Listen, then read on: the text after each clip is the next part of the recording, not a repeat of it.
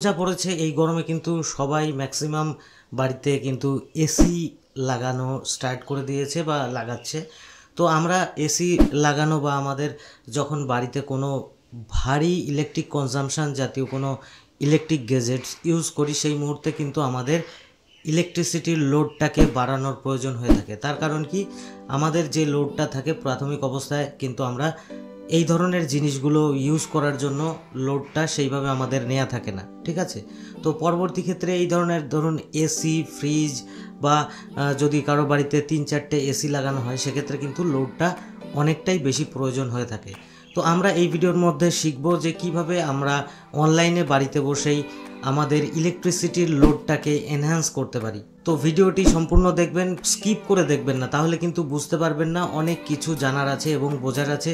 সঠিকভাবে ফুল ভিডিওটি দেখবেন, তাহলে কিন্তু আপনি নিজে থেকেই আপনার বাড়ির ইলেকট্রিসিটির যে লোড রয়েছে সেটাকে আপনারা এনহ্যান্স করতে পারবেন বা বাড়াতে পারবেন। সো ফ্রেন্ডস, চলুন ভিডিওটি স্টার্ট করা যাক। আর ভিডিওটি স্টার্ট করার আগে একটি রিকোয়েস্ট, ভিডিওটি যদি ভালো লাগে ভিডিওটিকে লাইক করবেন, আর চ্যানেল নতুন হয়ে থাকলে চ্যানেলটিকে সাবস্ক্রাইব করে পাশের বেল আইকনটিকে প্রেস করে দেবেন, যাতে আমার আপলোড করা সমস্ত ভিডিওর নোটিফিকেশন আপনাদের কাছে পৌঁছে যায়। তো এখন আমি আমার ল্যাপটপ স্ক্রিনটা আপনাদের সঙ্গে শেয়ার করে দিচ্ছি এবং আপনারা সেটি ফলো করে কিন্তু আপনারা ফুল প্রসেসটি করে নিতে পারবেন। তাহলে কিন্তু আপনাদের বাড়ির যে ইলেকট্রিসিটি রয়েছে সেটার কিন্তু লোড এনহ্যান্স করতে পারবেন। তো আমি লোড এনহ্যান্সিং প্রসেস যেটা বলবো সেটা হচ্ছে WBSCDCL এর, ঠিক আছে। সো সবার প্রথমে আমরা কি করব, তো আমরা চলে যাব wbscdcl.in এই ওয়েবসাইটে চলে যাব, ঠিক আছে। যাওয়ার পরে আমরা কি করব, আমরা কিন্তু ডান দিকে দেখতে পাচ্ছেন এখানে অ্যাপ্লাই নিউ কানেকশন বলে অপশন রয়েছে, তার উপরে ক্লিক করব। ক্লিক করার পরে অল্টারেশন অফ সার্ভিস রয়েছে, এই সেকশনে লেখা রয়েছে load enhancement and name change. তো এর নিচে রয়েছে এলটি কনজিউমার্স। তো এলটি কনজিউমার্সের উপরে কিন্তু আমরা ক্লিক করব। এখানে নিউ ইউজার অপশন রয়েছে, নিউ ইউজারে যাব।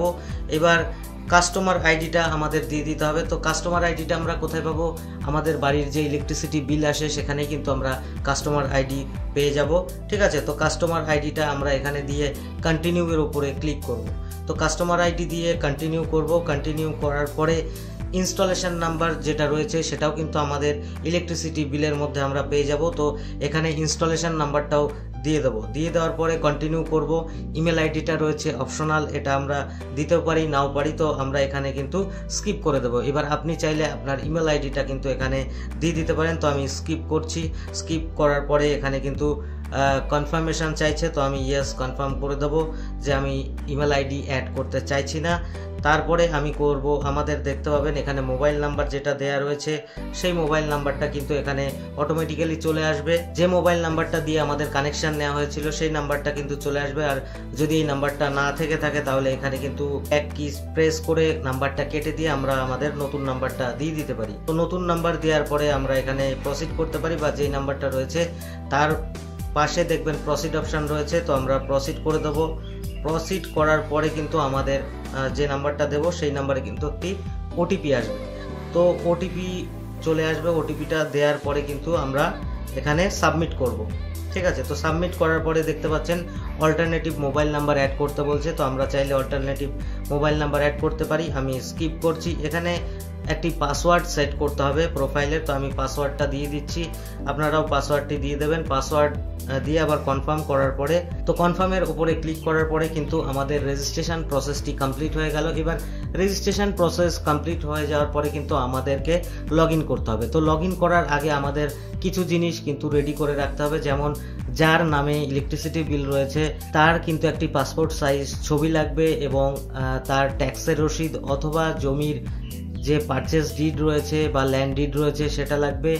তার সঙ্গে কিন্তু আধার কার্ড লাগবে, ঠিক আছে। এই তিনটি জিনিস কিন্তু লাগবে। তো সবার প্রথমে আধার কার্ড এবং যে ল্যান্ড ডিড রয়েছে এটাকে আলাদা আলাদা করে আমাদেরকে পিডিএফ ফাইলে সেট করে নিতে হবে, সেভ করে নিতে হবে, এবং ফটোটাকে আমাদের কিন্তু জেপিজিতে সেট করতে হবে। তো এখানে কিন্তু ফাইল সাইজ কি থাকবে সেটা দেয়া থাকবে। এই ফাইল সাইজ দেখে কিন্তু আপনাদেরকে ফাইলটাকে তৈরি করে নিতে হবে। তাহলে কি হবে, পরবর্তী ক্ষেত্রে আমাদের আপলোড করতে, ডকুমেন্টস আপলোড করতে কিন্তু সুবিধা হবে। তো এইবার আমরা কি করব, আবার কিন্তু আমরা ডিসিএল এর সাইটে চলে আসব। আসার পরে আমরা সেম ভাবে কিন্তু এখানে দেখতে পাচ্ছেন এলটি কনজিউমার্সের উপরে ক্লিক করব। ক্লিক করার পরে আমরা এখন আর নিউ ইউজারে যাব না, আমরা কিন্তু এখন দেখতে পাচ্ছেন মাই অ্যাকাউন্টে এখানে লগ ইন অপশানে যাব, ইউজার নেম এবং পাসওয়ার্ড।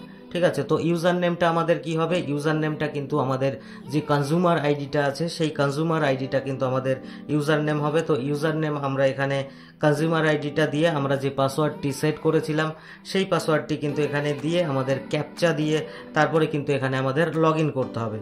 ঠিক আছে, তো আমি এখানে কিন্তু লগ ইন করে নিচ্ছি। লগ ইন করার পরে আমাদের দেখতে পাবেন ডান দিকে একদম উপরে লোড এনহ্যান্সমেন্টের উপরে ক্লিক করতে হবে। ক্লিক করার পরে সমস্ত ডিটেলস দেখবেন, যার নামে ইলেকট্রিসিটি কানেকশন নেওয়া আছে তার ডিটেলস দিয়ে দেবে। দিয়ে দেওয়ার পরে আমাদের এখানে সমস্ত কিছু এখানে দেখতে পাবেন, আমার অ্যাডিশনাল লোড আমি কত নিতে চাই এবং আমার কত লোড আছে সেটা এখানে দেখতে পাবো, নইলে কিন্তু আমাদের বিলেও লেখা থাকবে যে আমাদের লোড কতটা রয়েছে। ঠিক আছে, তো যদি কেউ বাড়িতে 1.5 টনের এসি লাগায়, ঠিক আছে, তাহলে কিন্তু তার 1.5 কিলোওয়াট ইলেকট্রিসিটির এক্সটেনশন করাতে হবে।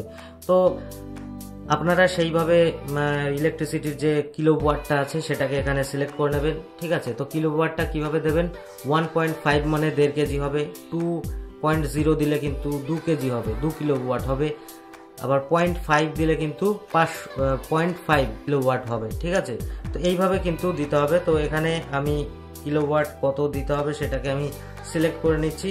এখানে 1.5 কিন্তু আমি এখানে এনহ্যান্স করব, করার পরে এখানে যার নামে এনহ্যান্সমেন্ট হচ্ছে তার কিন্তু আধার নাম্বারটা দিয়ে দিতে হবে। দেওয়ার পরে আমরা কিন্তু নিচে ভেরিফাই লোডের উপরে ক্লিক করব। এবার এখানে আমাদেরকে একটি নোটিফিকেশান দিয়ে দেবে, ইওর প্রিভিয়াস লোড দেখতে পাচ্ছেন কত, এবং এটা অ্যাড হয়ে কিন্তু 2.06 কিলোওয়াট লোডে কনভার্ট হয়ে যাবে। তো আমি এটাকে যদি কনফার্ম করতে চাই তারপরে আমাদেরকে ইয়েস করতে হবে। তো ইয়েস করার পরে আমাদের কিন্তু ডকুমেন্টস আপলোড করতে হবে।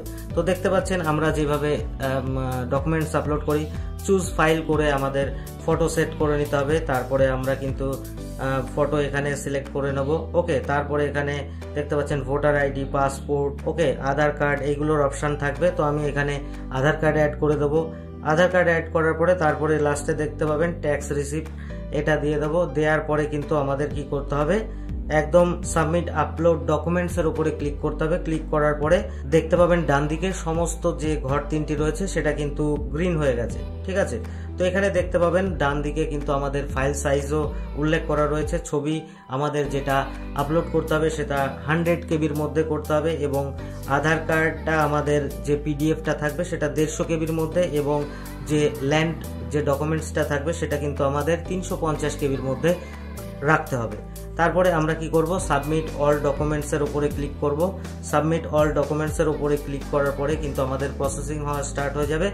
এইবার দেখতে পাবেন আমাদের সামনে একটি ডাউনলোড অ্যাপ্লিকেশন ফর্মের অপশন চলে আসবে। তো ডাউনলোড অ্যাপ্লিকেশন ফর্মের উপরে ক্লিক করে আমাদের কিন্তু ফর্মটাকে ডাউনলোড করে নিতে হবে এবং ফর্মটাকে আমাদেরকে প্রিন্ট আউট বের করে নিতে হবে। ঠিক আছে, তো এই ধরনের ফর্ম একটা চলে আসবে, এটাকে আমাদের কিন্তু প্রিন্ট আউট করে রাখতে হবে। নিচের 2 নম্বর লাইনে থাকবে কোটেশন লেটার। কোটেশন লেটারের উপরে ক্লিক করব। কোটেশন লেটারের উপরে ক্লিক করে কিন্তু আমাদের কোটেশনটাকে জেনারেট করতে হবে। তারপরে জেনারেট কোটেশনের উপরে ক্লিক করে আমাদের এবার ডাউনলোড কোটেশনটা করলে কিন্তু আমাদের কত টাকা অনলাইনে পে করতে হবে সেই অ্যামাউন্টটা দেখিয়ে দেবে। তো দেখতে পাচ্ছেন এখানে কিন্তু আমাদের 3770 টাকা 1.5 কিলোওয়াট যেহেতু আমি বাড়িয়েছি সেই জন্য আমাদেরকে পে করতে হবে। তো এই কোটেশনটাকেও কিন্তু আমাদের প্রিন্ট আউট বের করে রাখতে হবে। এইবার আমাদের পেমেন্ট অপশানে চলে যেতে হবে। তো এখানে দেখতে পাচ্ছেন কোটেশন লেটারের পাশেই কিন্তু রয়েছে অনলাইন পেমেন্ট। তো অনলাইন পেমেন্ট অপশানের পাশে গিয়ে ক্লিক করলে কিন্তু আমাদের এখানে কনজিউমার আইডি দেখিয়ে দেবে, নেক্সট করে পে নাও করতে হবে। এবার আমরা এখানে চেকবক্স দুটোতে ক্লিক করে কনফার্ম করব। তারপরে কিন্তু আমাদের সামনে এরকম পপ আপ চলে আসবে, ওকে করলেই কিন্তু আমাদের পেমেন্ট গেটওয়েতে কনভার্ট করে দেবে, মানে রিডাইরেক্ট করে দেবে। এবার আমাদের কাছে কিন্তু দেখতে পাচ্ছেন কিউআর কোড দিয়ে দিয়েছে এবং আমাদের ক্রেডিট কার্ড, ডেবিট কার্ড সমস্ত অপশান কিন্তু দিয়ে দেবে পেমেন্ট অপশানের এখানে। ঠিক আছে, তো পেমেন্ট করার পরে আমাদের কিন্তু আরেকটি রিসিপ্ট জেনারেট হবে। তো দেখতে পাচ্ছেন আমি পেমেন্ট করে দেওয়ার পরে এখানে কিন্তু আরেকটি পেমেন্ট স্লিপ বেরিয়ে গেছে। তো এটাকেও কিন্তু প্রিন্ট আউট করে রাখতে হবে। ঠিক আছে, তো মাথায় রাখতে হবে এই ডকুমেন্টসগুলো সমস্ত কিছু যখন প্রিন্ট আউট করে রাখবো, রাখার সঙ্গে সঙ্গে আমরা যে ডকুমেন্টসগুলো আপলোড করেছিলাম সেই ডকুমেন্টসগুলোরও কিন্তু প্রিন্ট আউট বা জেরক্স কপি তার সঙ্গে অ্যাটাচ করে আমাদেরকে দিতে হবে। তারপরের মাসে যখন আমাদের বিলটা আসবে বাড়ির ইলেকট্রিসিটি বিল, তখন কিন্তু আমাদের দেখতে পাবেন বিলে লোড এনহ্যান্স হয়ে নতুন লোড কত হয়েছে সেটা দিয়ে কিন্তু বিলে চলে আসবে। সো অ্যাকচুয়ালি যখন লোড এনহ্যান্স করা হয়, আমরা যখন পেমেন্ট করি, তারপরে কিন্তু ডিসিএল থেকে স্টাফ এসে বা যারা ইলেকট্রিসিটির কাজ করেন তাদের নিয়ম হচ্ছে যে আমাদের বাড়ির যে সার্ভিস কেবিল রয়েছে সেটাকে কিন্তু পরিবর্তন করে দেয়া। তো সেক্ষেত্রে অনেক সময় কি হয়, অনেকে কিন্তু সার্ভিস কেবিল পরিবর্তন করতে আসে না। সেক্ষেত্রে আপনারা কিন্তু অফিসের সঙ্গে যোগাযোগ করতে পারেন যে আপনার এখনো সার্ভিস কেবিলটি পরিবর্তন হয়নি, অথচ আপনার কিন্তু লোডটা বেড়ে গেছে এবং আপনি লোড বাড়ানোর জন্য কিন্তু কোটেশন পেমেন্ট করেছেন।